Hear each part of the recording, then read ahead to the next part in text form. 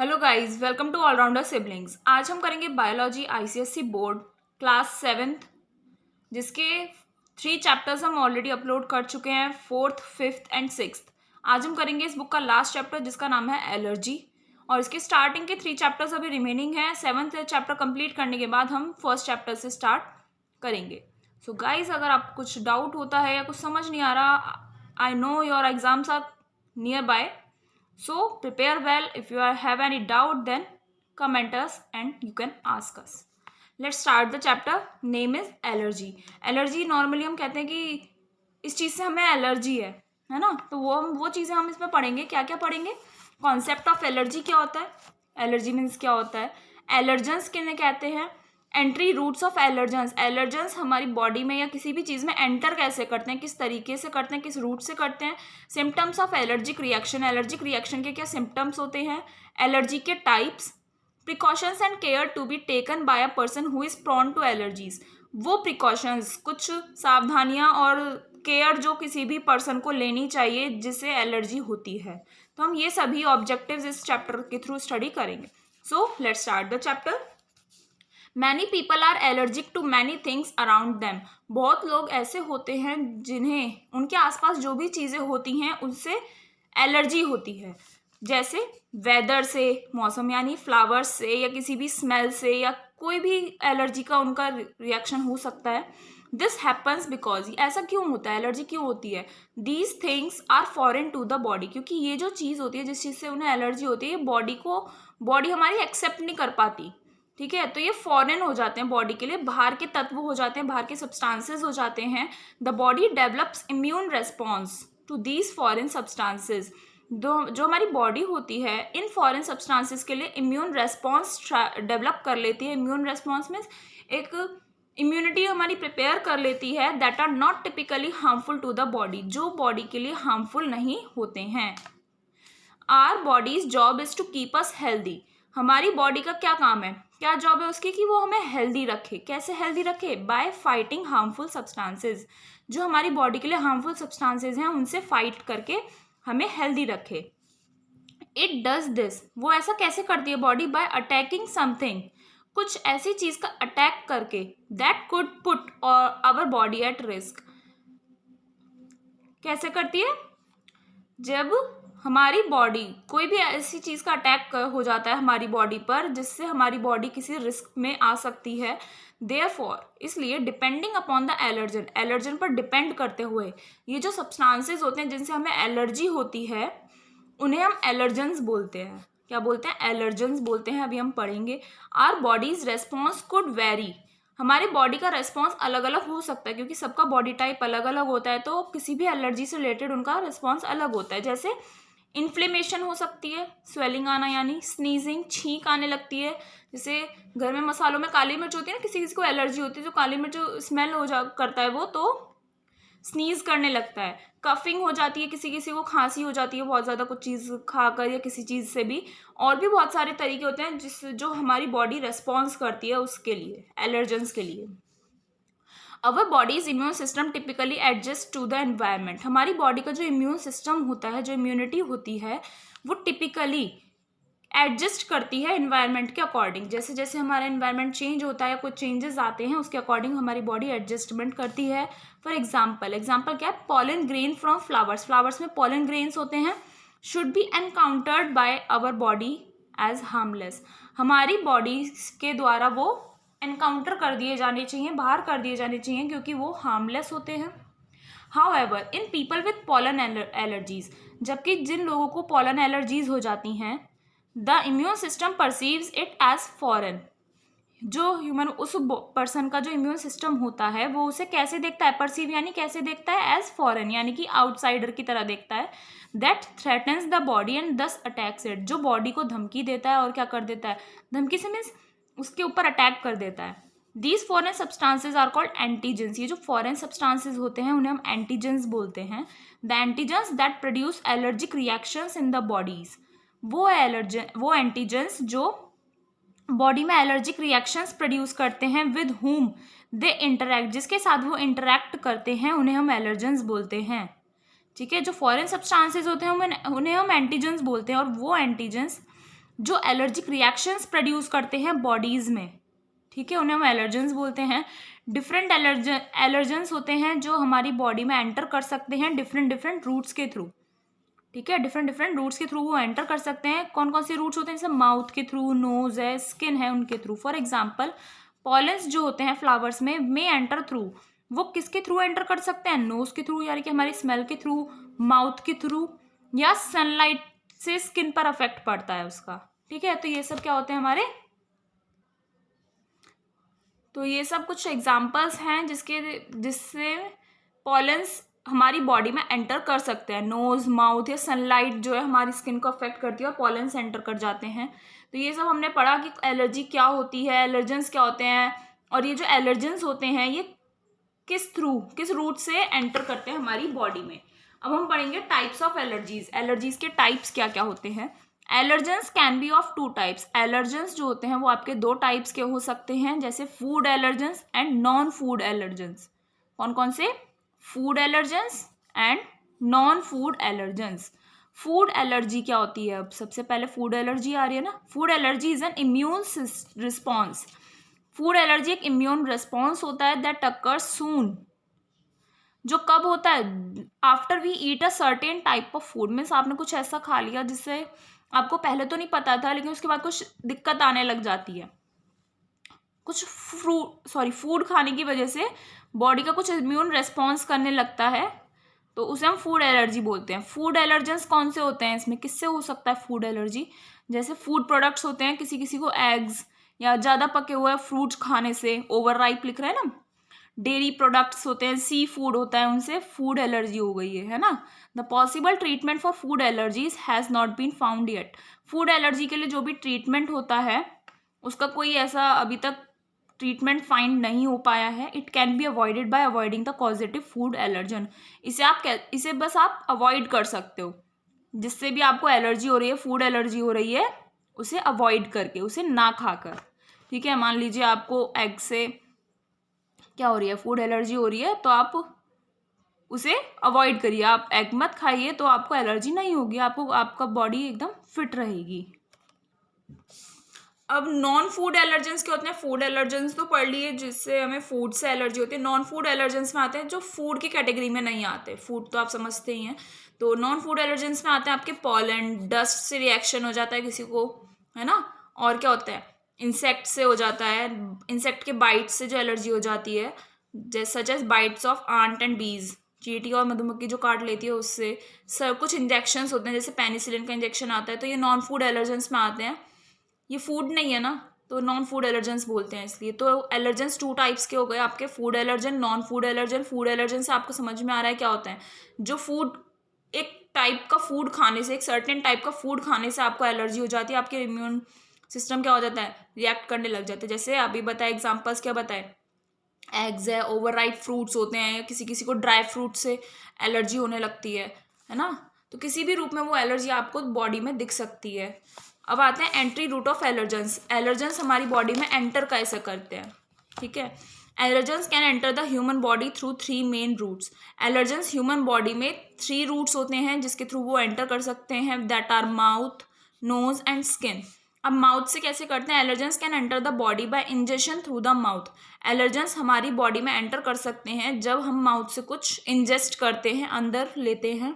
The allergy caused in the mouth is called oral allergy.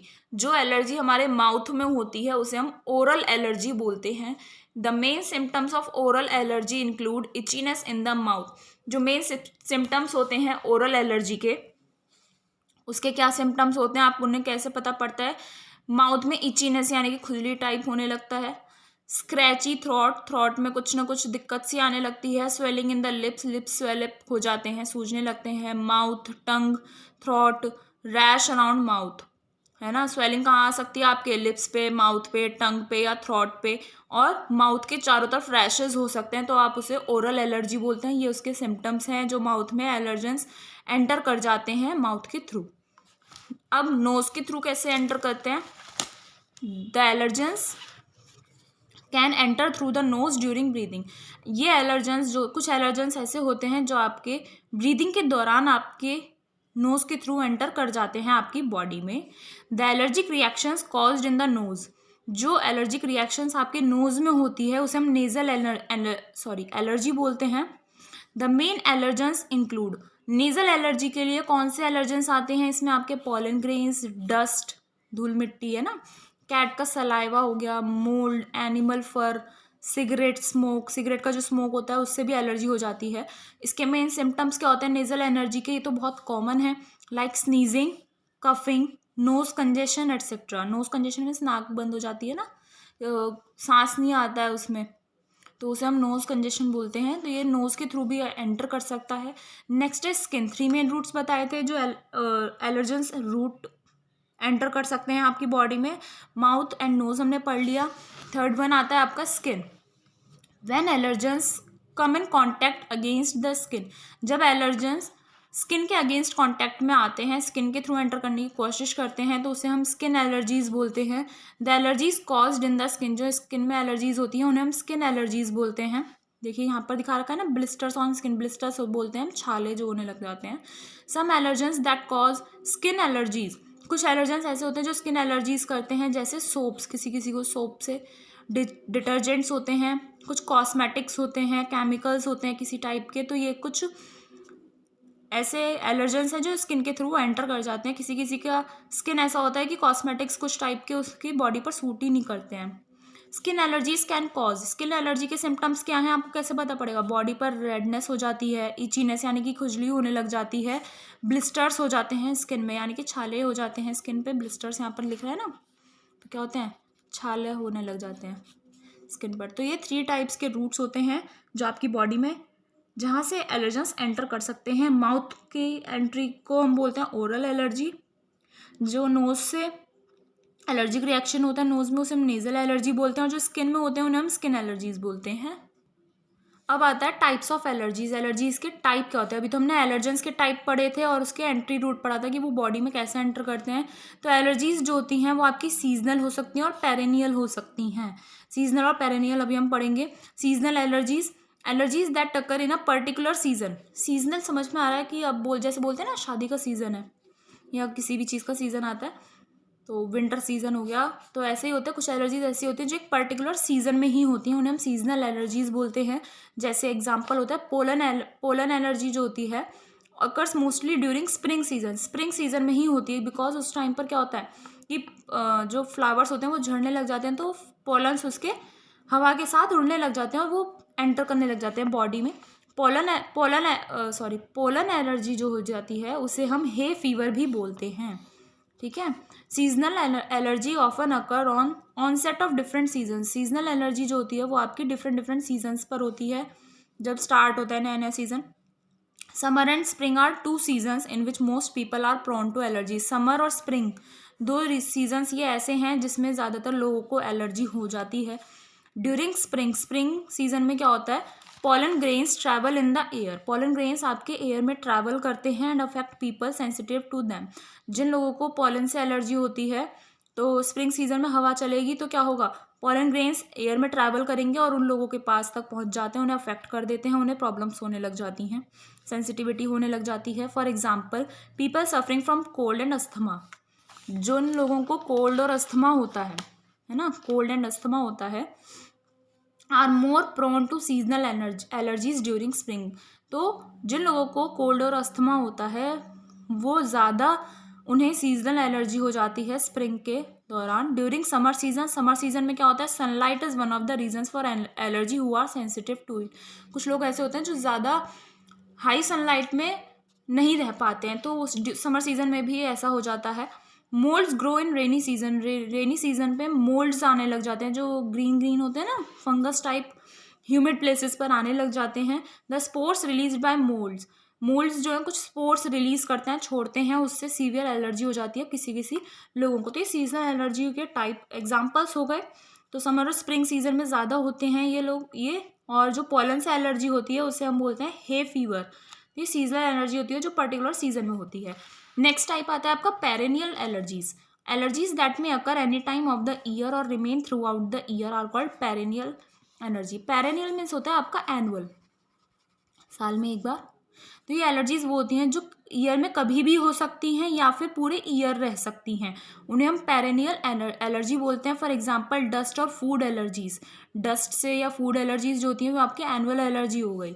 Allergies due to dust are example of perennial allergy as dust is present all the year. Allergy जो dust से होती है वो example होता है आपका perennial energy का, because dust आपके फुल ईयर प्रेजेंट रहती है, आपके सराउंडिंग भी रहती है ना। These allergies happen to people who are sensitive to dust. ये एलर्जी उन लोगों को होती है जो डस्ट से सेंसिटिव होते हैं, उन्हें डस्ट से रिएक्शन होने लगता है। They suffer from perennial energy every time they come in contact to them. उन्हें पेरेनियल एलर्जी होने लग जाती है जब भी वो उसके कॉन्टैक्ट में आते हैं। अब क्या आता है हमारा symptoms of allergic reactions. Allergic reactions के क्या क्या symptoms? Allergy symptoms are seen in people whose immune system overreacts to an allergen or who are extremely sensitive to the allergens. Allergy symptoms उन लोगों में देखे जाते हैं जिनका इम्यून सिस्टम जो है किसी भी एलर्जन के लिए ओवर रिएक्ट कर देता है, या फिर जो एक्सट्रीमली सेंसिटिव होते हैं एलर्जेंस के लिए। किसी किसी का बहुत सेंसिटिव इम्यून सिस्टम होता है। कॉमन एलर्जिक सिम्टम्स क्या हैं जो आपको देख सकते हैं आप? स्नीजिंग, ब्लॉक्ड और रनी नोज, छींकें आना या फिर नोज़ या तो ज़्यादा बहने लग जाती है या फिर ब्लॉक हो जाती है। कफिंग होना, खांसी होना, रेड इची और वाटरी आइज़, आँख जो होती हैं लाल हो जाती हैं, किसी किसी के में बहुत ज़्यादा इचिंग होती है या वाटरी हो जाती है, बहुत ज़्यादा पानी आता है। वीजिंग होने लग जाती है। साइनस पेन, नाक में दर्द होने लग जाता है ना, नसों में थोड़ा सा। और वीजिंग मीन्स होता है आपका खांसी टाइप ही होता है। Redness of skin and rashes, skin red होने लग जाती है और रैशेज पड़ने लग जाते हैं। Swelling of the tongue, tongue swell करने लग जाती है ना। और थ्रोट्स, लिप्स, आईज, आईलिड्स या बॉडी का कोई भी पार्ट आपका स्वेल करने लग जाता है। डिफिकल्टी इन ब्रीदिंग, सांस लेने में दिक्कत आती है, अस्थमा हो जाता है या फिर चेस्ट पेन हो सकता है। वोमिटिंग, पेन इन एब्डोमेन, पेट में दर्द होता है या वोमिटिंग हो सकती है। वीकनेस, डिजीनेस, फेंटिंग मीन्स कमज़ोरी सी और बेहोशी सा और लेजी लेजी लगता है। चक्कर से आने लगते हैं। डिजीनेस मीन्स चक्कर आना। फेंटिंग मीन्स बेहोश होना। मैनी टाइम्स, कभी बहुत बार ऐसा होता है, allergic reactions trigger a life threatening reaction. Allergic reactions जो होते हैं वो आपके एक लाइफ थ्रेटनिंग रिएक्शन में बदल जाते हैं, जिससे लाइफ में को डेंजर हो जाता है। उसे हम बोलते हैं anaphylaxis. Anaphylaxis cause the immune system. Anaphylaxis से क्या होता है, इम्यून सिस्टम में to release a lot of chemicals, immune system बहुत सारे केमिकल्स प्रोड्यूस करने लग जाता है, रिलीज करने लग जाता है। That can cause a person to go into shock, जिससे उन केमिकल्स के रिएक्शन की वजह से एक पर्सन जो है आपका शॉक में जा सकता है, उसे सदमा लग सकता है। उस शॉक को हम बोलते हैं एनाफाइलेक्टिक शॉक। क्या बोलते हैं? Anaphylactic shock. Science and symptoms, इसके साइन और सिम्टम्स में क्या आते हैं? Sudden drop in blood pressure, blood pressure में एकदम बहुत ज़्यादा ड्रॉप आ जाता है, लो हो जाता है। Rapid and week pulse, pulse जो होती हैं वो या तो बहुत तेज़ हो जाती हैं या बहुत कमज़ोर हो जाती हैं। स्किन रैशेस होने लगते हैं। नोज़िया यानी कि नोज़ प्रॉब्लम्स और वॉमिटिंग होने लग जाती है। ये इसके सिम्टम्स हो गए एनाफाइलैक्टिक शॉक के, ठीक है। और एलर्जिक रिएक्शंस के हमने सिम्टम्स पढ़े। अब आता है आपका प्रिवेंटिव मेजर्स कि आप इसके अगेंस्ट एलर्जीज़ के लिए क्या प्रिवेंशंस ले सकते हैं। A weak immune system is one of the major causes. एक वीक इम्यून सिस्टम जो होता है आपका वो मेजर कॉज होता है that make somebody prone to different allergies. Allergy अगर आपको किसी भी चीज़ से हो रही है, किसी भी टाइप की एलर्जी हो रही है, तो यानी कि आपका इम्यून सिस्टम वीक है, ठीक है। To prevent yourself from any disease और एलर्जी, किसी भी टाइप की डिसीज़ या एलर्जी से बचने के लिए आपको डिफरेंट वेज फॉलो करने पड़ेंगे। तो अगर आपको पॉलन ग्रेन से एलर्जी है तो आप क्या कर सकते हैं? Avoid going out during the times when the pollen production is maximum, जब पॉलन का प्रोडक्शन ज़्यादा हो जाता है तो उस टाइम पर ज़्यादा बाहर जाना आप अवॉइड कर सकते हैं।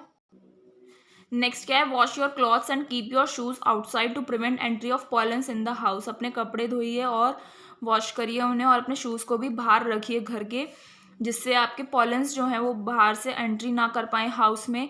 थर्ड पॉइंट क्या है पॉलन ग्रेन से प्रोटेक्शन के लिए? Cover your nose and mouth to prevent entry of pollens in the body. Nose और माउथ को अपने कवर करिए जिससे बॉडी में पॉलन्स एंटर ना करें। अब तो मास्क तो वैसे भी चल गए हैं कोविड की वजह से, तो आप यूज़ करें तो ज़्यादा बेटर होगा। डस्ट से भी रिएक्शन नहीं होगा आपको, आप हेल्दी रहेंगे। Keep your medication handy in case the infection gets severe. अगर इन्फेक्शन ज़्यादा हो जाता है तो आप मेडिकेशन जो है अपना, जो भी दवाई डॉक्टर ने कुछ लिखा हुआ है तो उन्हें प्रिपेयर्ड रखिए। ड्रिंक वार्म वाटर और hot drinks to get relief from itchy throat. जब गले में इन्फेक्शन हो जाता है तो उसके लिए आप गर्म पानी पीजिए या फिर हॉट ड्रिंक्स लीजिए, जिससे आपको रिलीफ मिलेगा। ये तो पॉलन ग्रेन से प्रिवेंशन के लिए था। अब आता है आपका डस्ट से प्रिवेंशन करने के लिए। फर्स्ट है, try to keep your surroundings और the place where you spend most of your time away from dust. जहाँ पर आप ज़्यादा टाइम वेस्ट करते हैं या फिर अपने आसपास के एरिया को आप ज़्यादा से ज़्यादा क्लीन रखने की कोशिश करिए। Keep your mouth and nose covered while sweeping और मोपिंग द हाउस। जब आप घर में झाड़ू लगा रहे हैं या पोछा लगा रहे हैं तो अपनी नोज और माउथ को कवर्ड रखिए। डस्ट से प्रिवेंशन के लिए और क्या है, consult an allergist to find the triggers symptoms and preventive measures for the allergy. एक एलर्जिस्ट यानी कि जो एलर्जीज का डॉक्टर होता है उससे कंसल्ट करिए, जिससे वो आपके ट्रिगर्स बताएगा कि आप किस चीज़ से एलर्जी होती है, सिम्टम्स बताएगा और प्रिवेंटिव मेजर्स बताएगा उस एलर्जी के लिए। Keep checking the filters in air conditioners time to time. जो एसीज होते हैं उसके फिल्टर्स को भी टाइम टू टाइम चेक करिए, क्योंकि वो भी उसके फिल्टर्स को हमें टाइम टू टाइम वॉश करना पड़ता है ना, तो इसलिए डस्ट से प्रोटेक्शन के ये कुछ मेजर्स हैं। अब सनलाइट से प्रोटेक्शन के लिए क्या है, to prevent allergic reactions to the sunlight. Sunlight से एलर्जिक रिएक्शंस से प्रिवेंट होने के लिए फॉलोइंग मेजर्स आप अडॉप्ट कर सकते हैं। फर्स्ट है, apply sunscreen lotion before stepping out in the sun. जब आप कहीं बाहर जा रहे हैं तो बाहर जाने से पहले सनस्क्रीन लोशन लगा लीजिए। Cover your body as much as possible when out in the sun. जितना हो सके अपनी बॉडी को आप कवर रखिए जब आप बाहर जा रहे हैं। Wear sunglasses to prevent harmful rays from getting into the eyes. Sunglasses wear करके पहन कर जाइए, जिससे हार्मफुल रेज आपकी आईज में नहीं एंटर कर पाएंगी। Avoid going out in the peak time और at noon time when the sunlight is maximum. जब सनलाइट मैक्सिमम होती है, दोपहर का जो 12-1 बजे का टाइम होता है, पीक टाइम होता है वो, तो उस टाइम पर बाहर जाना अवॉइड कीजिए ज़्यादा से ज़्यादा। अब ये हमने सनलाइट के प्रोटेक्शंस पढ़े कि सनलाइट से कैसे बच सकते हैं जिन्हें एलर्जी होती है। फूड एलर्जी पढ़ेंगे अब हम। फूड एलर्जी से बचने के लिए avoid consumption of food items that you are allergic to. सब वही बात है, अगर आपको किसी चीज़ से फूड से एलर्जी है तो आप उसे अवॉइड करिए कि आप उसे ना खाएं। नेक्स्ट क्या है, always check labels of the package food items to know its ingredients and avoid any side effect. जो भी आप पैकेज फूड ले रहे हैं उसके लेबल्स को चेक कीजिए, उसमें इंग्रेडिएंट्स लिखे होते हैं। तो अगर आपको पता है कि आपको कौन से फूड से एलर्जी है, अगर वो इंग्रेडिएंट है तो आप उसे अवॉइड कर सकते हैं। ठीक है। नेक्स्ट क्या है, consult a nutritionist to plan your diet so that you do not get deficient in a particular nutrient. अब आप एक न्यूट्रिशनिस्ट से कंसल्ट कर सकते हैं जो आपके लिए एक डाइट ऐसा प्लान करेगी जिससे आपको उस पर्टिकुलर न्यूट्रिएंट की कमी ना हो आपकी बॉडी में। ठीक है। ऐसा हो सकता है ना कि आपको जिस फूड से एलर्जी है वो उसमें कुछ न्यूट्रिएंट मिलता हो और वो आपको नहीं मिल पाएगा, फिर अगर आप उसे अवॉइड करेंगे तो वो आपको किसी और वे में आपको बताएगी कि आप ये खा सकते हैं। इंसेक्ट एलर्जी से कैसे प्रोटेक्ट कर सकते हैं हम अपने आप को, wear full sleeves clothes and close shoes when outdoors. जब आप बाहर जाते हैं तो फुल स्लीव्स के क्लॉथ पहनिए, क्लोज शूज़ पहनिए। Apply insect repellent to exposed areas. और जहाँ पर इंसेक्ट का खतरा ज़्यादा रहता है तो वहाँ पर इंसेक्ट रेपेलेंट लगाइए। जो क्रीम्स आती हैं, ओडोमॉस टाइप्स आते हैं, तो वो लगाइए। Keep the medicine with you. और अपनी दवाइयाँ अपने साथ रखिए। A weak immune system is one of the major causes that make somebody prone to different allergies. अगर आपकी बॉडी का इम्यून सिस्टम वीक होगा, इम्यूनिटी वीक होगी, तो उससे आपकी बॉडी डिफरेंट एलर्जीज़ के लिए प्रोन हो जाती है, डिफरेंट एलर्जीज होने लग जाती हैं। To prevent yourself from any disease और एलर्जी। अपने आप को किसी भी तरह की डिसीज़ और एलर्जी से बचाने के लिए ये वेज दिए गए हैं, आपको तरीके दिए गए हैं। ईट अ बैलेंस्ड डाइट। आपको यहाँ डायग्राम में नीचे अभी दिखाया हुआ है, अभी दिखाती हूँ। तो एक बैलेंस डाइट लीजिए जिससे आपका इम्यून सिस्टम स्ट्रॉन्गर हो जाएगा। बैलेंस डाइट का मीनिंग होता है कि हर तरह के nutrients, carbohydrates, vitamin, minerals, proteins, सब तरह का बैलेंस डाइट लेना चाहिए। नेक्स्ट पॉइंट क्या है, visit an allergist to know about your allergy. एक एलर्जिस्ट के पास जाइए जिससे आपको अपनी एलर्जी के बारे में पता पड़े, उसके ट्रिगर्स पता पड़े कि वो किस चीज़ से होती है। प्रिवेंटिव मेजर्स और मेडिकेशन भी आप उससे ले सकते हैं। Keep yourself fit by exercising regularly which helps in building immune system. और एक्सरसाइजिंग रेगुलरली कीजिए जिससे आपकी इम्यून सिस्टम क्या होगा, बिल्ड हो जाएगा, स्ट्रांग हो जाएगा। तो ये बैलेंस डाइट यहाँ पर आपको दी गई है। जैसे यहाँ पर दिए हुए हैं कार्बोहाइड्रेट्स, वो एनर्जी गिविंग फूड्स होते हैं। फैट्स है, प्रोटीन्स है, विटामिन्स और मिनरल्स है। तो कार्बोहाइड्रेट्स और फैट जो होते हैं वो आपके एनर्जी गिविंग फूड होते हैं। प्रोटीन्स में आपके बॉडी बिल्डिंग फूड होते हैं, बॉडी को हेल्दी रखते हैं, बॉडी बनाते हैं आपकी। विटामिन्स और मिनरल्स जो होते हैं वो आपके प्रोटेक्टिव फूड होते हैं, जिससे आपका बॉडी आउटसाइडर्स जो फॉरेन सब्सटेंस होते हैं उससे क्या रह सकती है, प्रोटेक्टेड रह सकती है। ठीक है, तो ये आपकी बैलेंस डाइट दी गई है यहाँ पर। ये देखिए विटामिन और मिनरल्स का ये पूरा है, यानी कि वेजिटेबल्स एंड फ्रूट्स सब दिया हुआ है। कार्बोहाइड्रेट्स आपका पोटैटो होता है, कॉर्नस है ना, और ब्रेड है, इन सब में कार्बोहाइड्रेट्स आते हैं। फैट में आपका बटर, घी, ये सब आते हैं। प्रोटीन्स में भी आपको पता है सारी पल्सेस मेनली, है ना, और ग्रीन वेजिटेबल्स वगैरह और डेयरी प्रोडक्ट्स वगैरह जो होते हैं सब विटामिन मिनरल्स में ये सब मिलकर एक बैलेंस डाइट बनाते हैं। तो गाइज़ यहाँ पर ये चैप्टर हमारा यहाँ पर फिनिश हो गया है। अगर आपको कोई डाउट है या कुछ समझ नहीं आया है तो आप हमसे ज़रूर कमेंट करके पूछ सकते हैं। इसके बाद हम मिलेंगे नेक्स्ट वीडियो में फर्स्ट चैप्टर के साथ। मिलते हैं। Thank you.